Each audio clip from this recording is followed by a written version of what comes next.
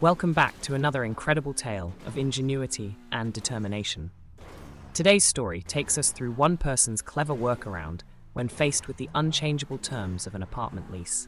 You won't believe how they turned a parking space dilemma into a profitable solution. In the early 2000s, when I first moved out on my own, I rented from a complex that charged you for assigned parking. It was an upcharge of $25 a month. If you didn't get assigned parking, you would have to fight for a space on the street.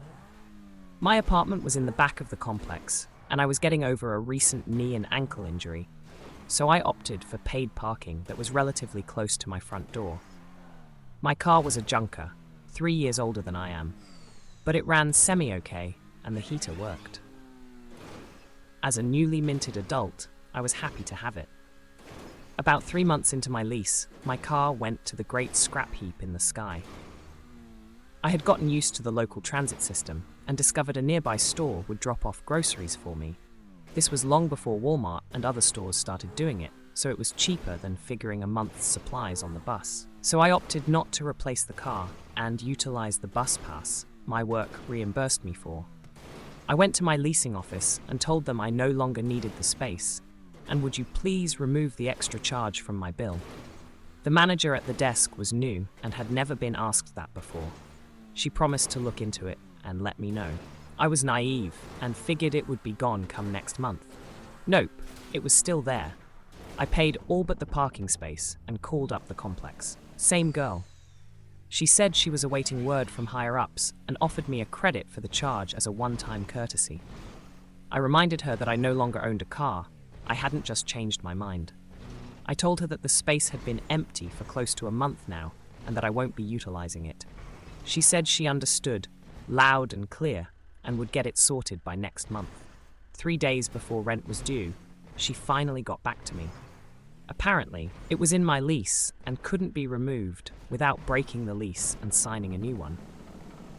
Even if I didn't move out, the lease breaking and initiation fees would be charged to me, and my rent would go up to the new current market value. This would be over $1,000, so not an option for someone freshly on their own. I kept the parking space on the lease. 3 weeks later, I was reviewing my lease to get the phone number for maintenance and noticed the clause for the parking space. Essentially, I could park a motorcycle, scooter such as Vespa, car, truck, SUV, or trailer in the space. Gears were turning. For me to be in compliance, I had to have wheels on anything parked in my space. So I went to my local version of Craigslist and found a wheeled container similar to a shipping container. It wasn't cheap, but it was worth every cent. The complex offered storage sheds at an upcharge too. Being fresh out of high school, I didn't have much to store. My neighbor, though, did. I threw a lock on the unit and offered it to my neighbor for half the cost of a shed, $35 a month. He was able to move his stuff out of his storage unit, where he was paying over $100 a month, and the container was available 24/7, 365.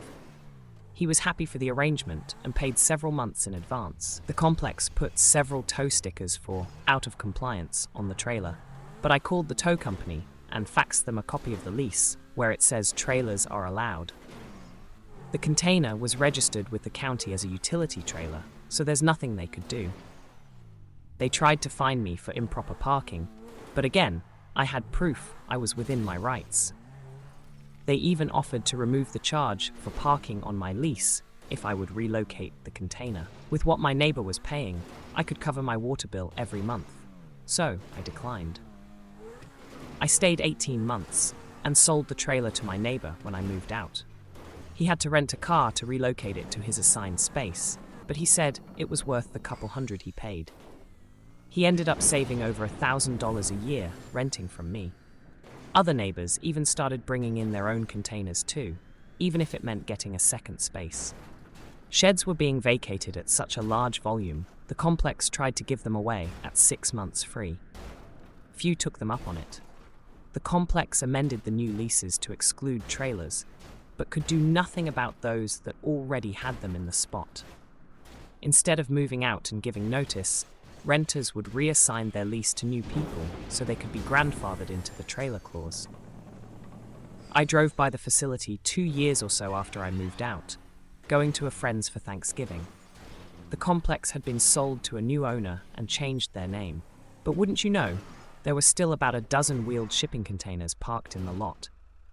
The trailer was small. Think of 4 dog kennels in a 2x2 configuration. You could fit a table and chairs in there, but you'd scape the ceiling. It was in rough shape. This was back when the dollar store, not Dollar Tree, sold spray paint, and I took care of repainting it myself. I negotiated drop-off to the complex from the seller, and with the spray paint and delivery, I think I was out like $700. Keep in mind, this is not the massive 40-foot trailer picture I posted a few times as a reference. It's that style of trailer. Registering the trailer was super-duper cheap, like around $30 and possibly even less. When I sold it to my neighbor, I got $300 or so for it. I took a loss, but without a car, I didn't want it, and he approached me first when he found out I was moving. There were a number of colleges and universities near where I rented.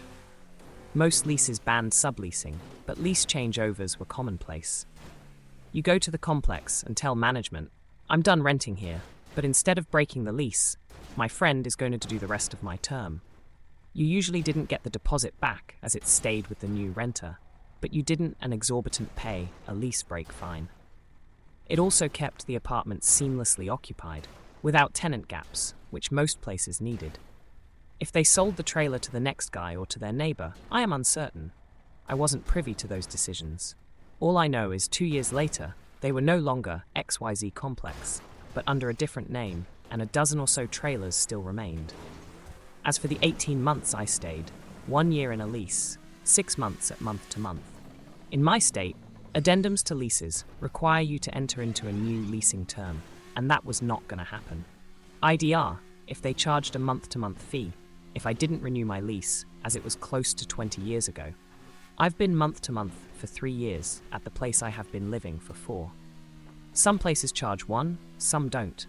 Rent can still go up, but changes to the lease that are substantial cannot take place unless I sign a new lease agreement. I have had to look up laws and advocate for myself a lot because of BS like this.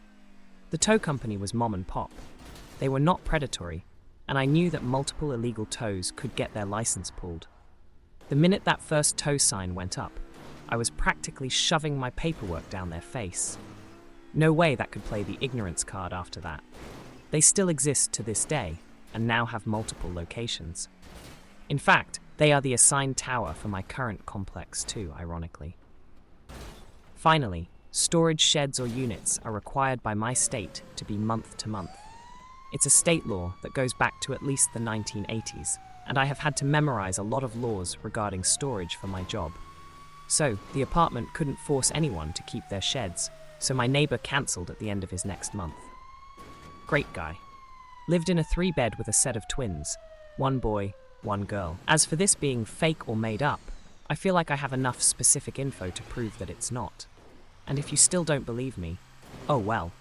I posted this for yours enjoyment. I really appreciate the awards and upvotes, but IDC about internet points. Thank you to everyone that did a thing, and I love all the comments. That's the extent though. If you ever find yourself facing an unexpected charge, remember this story, and get creative within your rights. You might just find your way to a perfect solution. Don't forget to like, share, and subscribe for more content where we explore the twists and turns of everyday life's adventures.